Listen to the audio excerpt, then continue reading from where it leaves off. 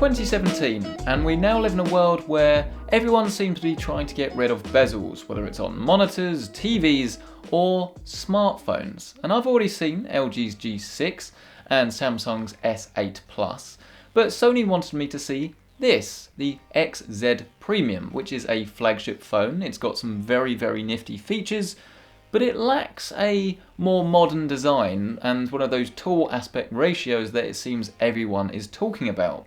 So I wanted to essentially have a go with it, and I've been using it as my main phone for the last month, and I wanted to see whether all of a sudden are these phones now completely out of date and not worth having, or actually are they definitely sleeper hits that should not be dismissed because these new generation of phones aren't really that different in the first place. And with the XZ Premium, its main thing that's going for it is the screen, because it has a 4K HDR display. That's right, 3840 by 2160, and it looks absolutely gorgeous. Now I will get it out of the way straight away, this is not an OLED panel, but to be honest with you, I did sort of struggle to really notice until I put it side by side with something that did have one, such as the S8.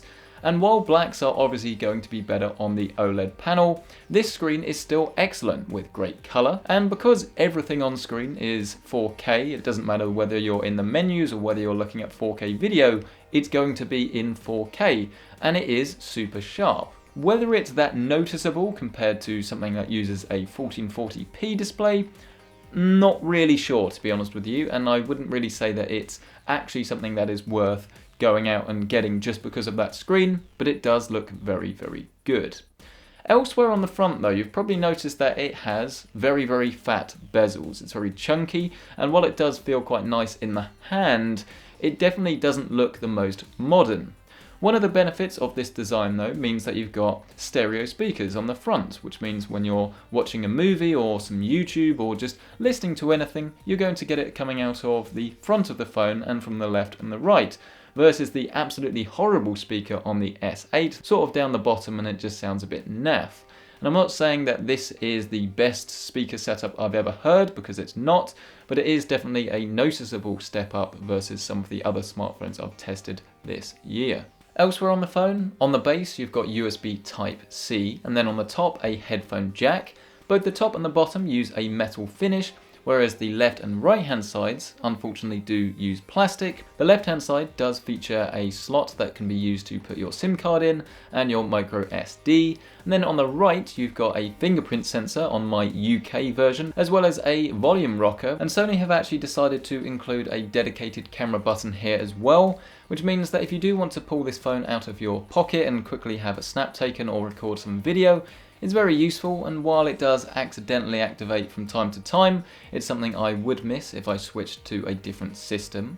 On the rear of the device you've got a very glass and mirrored-like effect, which means that it can bung up quite easily with fingerprints, but I actually quite like the look, but I know it is a little bit controversial. But more importantly, there's no wireless charging here, which is a little bit strange for a phone that does have a glass back. But also on the back is of course the camera, and the rear camera and the front camera both have an aperture of f2.0, with the rear camera having a 19 megapixel sensor. It works very well and it takes some great snaps. I've been travelling up for the sort of last month with this phone and I've been very impressed with the results.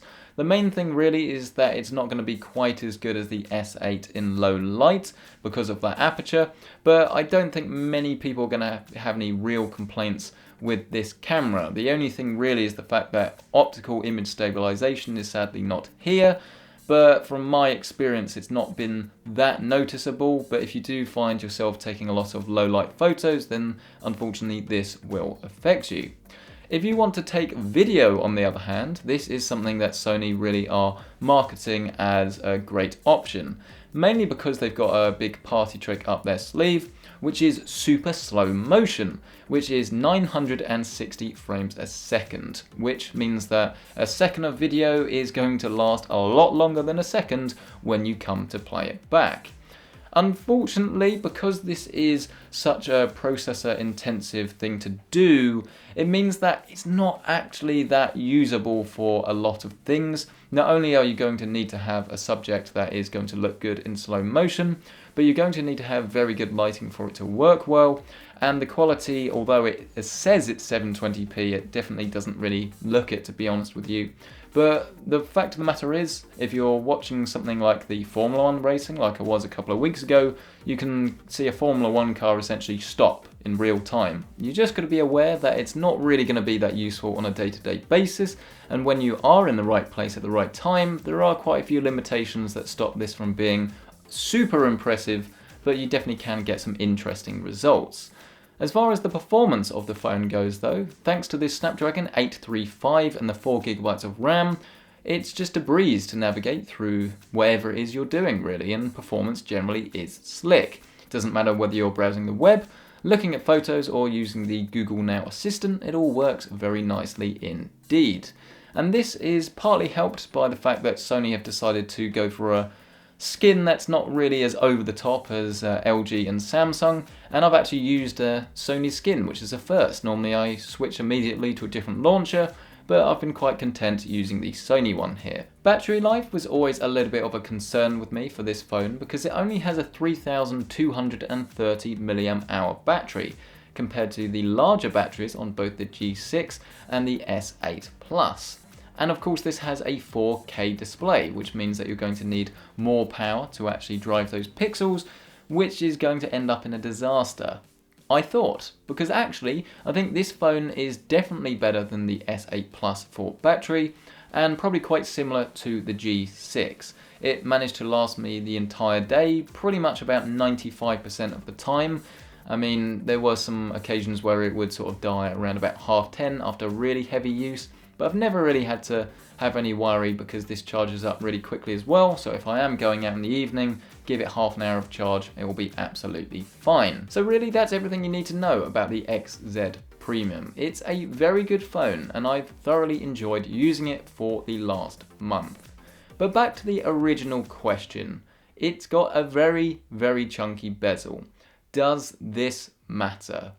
And actually I would say yes, because switching between the S8 and the XZ Premium, it's so much clearer which one I prefer. I think the best way of describing it is that the XZ Premium is a very good CRT TV in the year that everyone started buying LCDs. It's a quality product, it just doesn't really make that much sense unless you can get it at a reduced price.